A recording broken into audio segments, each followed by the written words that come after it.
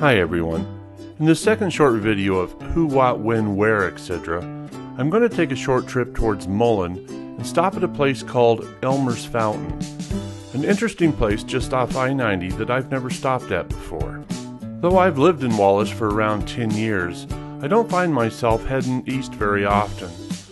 I know there's a lot of interesting and unique places just a short distance away that I seldom and sometimes never has stopped to check out for myself. One of those places is just before you reach the town of Mullan on Interstate 90, called Elmer's Fountain. It sits just a few dozen yards off the interstate at the Gold Creek exit 66, about 5.5 miles from Wallace. Sorry to say, these fountains are only accessible to the eastbound traffic. However, there are two nearby exits that make it possible for those heading west to loop around for a visit and then to be able to get back onto westbound traffic, and it adds only a couple miles to the overall trip. The information I'm sharing on these fountains was sent to me by a friend of Historic Wallace Preservation Society, and I believe most of the information came from someone's webpage. I have included a link to that page below in the comments. One thing I can say is Elmer was one heck of a guy. The fountains sit on about 600 acres of forested land that belonged to Elmer Almquist.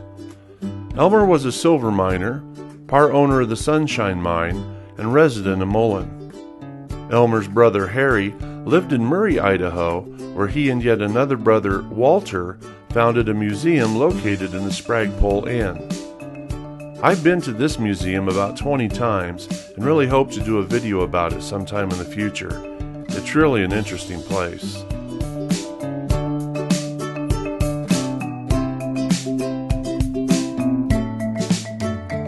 Elmer was good friends with another man that I only know as Arnold. Arnold was the original owner of the property that included the Gold Creek mine and mill that sits further up on the hillside. Arnold was apparently a wealthy man who lived in California, and I guess Elmer was like a caretaker of the land and mine site. The Gold Creek mine sits higher above the property, and it had a small processing mill.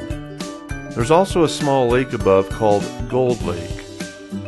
A small dam was built near the lake so they could use the water to create hydroelectric power and run the mine and mill.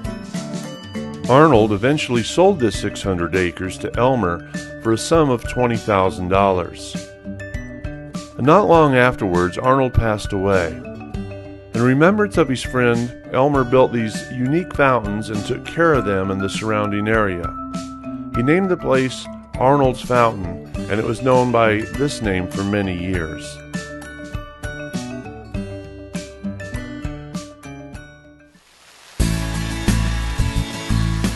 These fountains are true functioning folk art. Made out of old mining equipment and parts, the fountains function year-round. The water from the dam and flume above is stored in old vertical mine tunnel, and it empties into smaller pipes, and the steep slope allows the water to flow with enough forces to keep it from being frozen. In the winter, the fountains display one-of-a-kind ice formations. Unfortunately, I have no personal pictures or film of them, so I've included a few photos I found on the internet. I do not own these, and I do not intend any copyright infringement. Over the years, Elmer refused several attempts from others to purchase the property. He even turned down an offer of $3 million for this 600-acre Gold Creek property. Elmer and his family continued over the years to take care of this property and to honor their friend Arnold. Sadly, Elmer passed away in March of 1986. Shortly after his death, his wife changed the name of the place from Arnold's Fountain to Elmer's Fountain, and it bears that name today. I was told that there were several long-haul truckers who continued to stop at these fountains each time they passed through just to fill up their water jugs, because they considered this, and many others do also, to be some of the best tasting water there is. At the time of my visit, the one fountain wasn't operating. It's still early May, and I don't think anyone's been around yet this season.